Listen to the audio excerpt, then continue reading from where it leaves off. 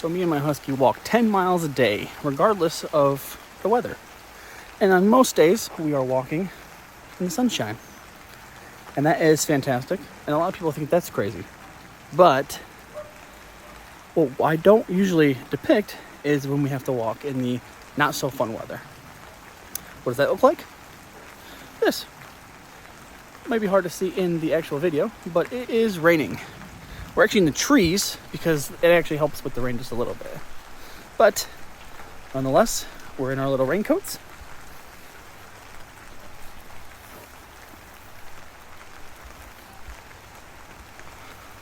And we're just walking. These miles ain't gonna walk themselves. Am I right, Cash? Cashy? I would say that's a yes. But people actually often ask me, why does Cash wear a raincoat?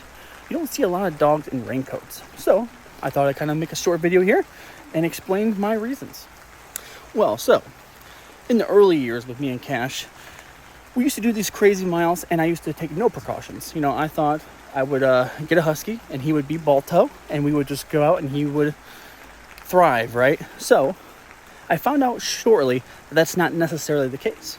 And a dog can't necessarily tell you that his paws are cold or that he is cold.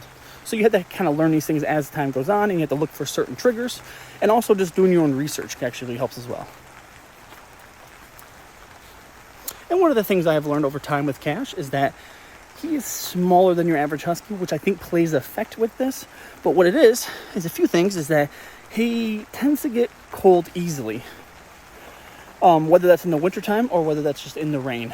And what happens is that in the winter, what I've noticed is that if I don't do anything with his paws and we walk these crazy distances, his feet tend to get a little cold.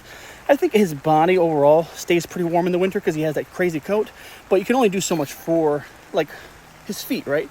And over time, I've tried like booties and I've tried shoes, but he hates it. I mean, I think that's something you have to really start at a young age if you want to get your dog adapted to it.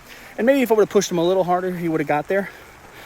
But I wasn't ready to do that. So I looked for other things. Musher Secret is something that I've learned to do. There's various other wax type materials that you could buy that actually work pretty well. And that actually works for warmth and cold weather. So that's pretty cool. But as far as him getting wet, what I've noticed is that it can be midsummer. And if he gets wet, and most Huskies' coats will actually keep away the water, it's very repellent. But in his summer coat, what happens is he thins out a lot. And a lot of that craziness kind of goes away. So the ability for him to kind of repel the water is not as great in the summertime. And because he has such a little baby body, when that water does break through and he gets wet, it's disastrous. Like he will be shaking for hours. So, might seem a little crazy, but this little dude has to wear a raincoat.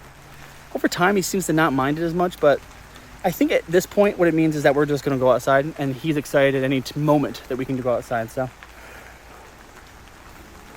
What? What? He hates that we're not moving. I'm walking him, not he's walking me. At the end of the day, your dog can't physically speak to you to let you know something is wrong, so it's up to you as a dog parent to know your dog from day to day and understand when something is wrong. You can actually physically see that and then act on that. And that is why my Husky wears a raincoat.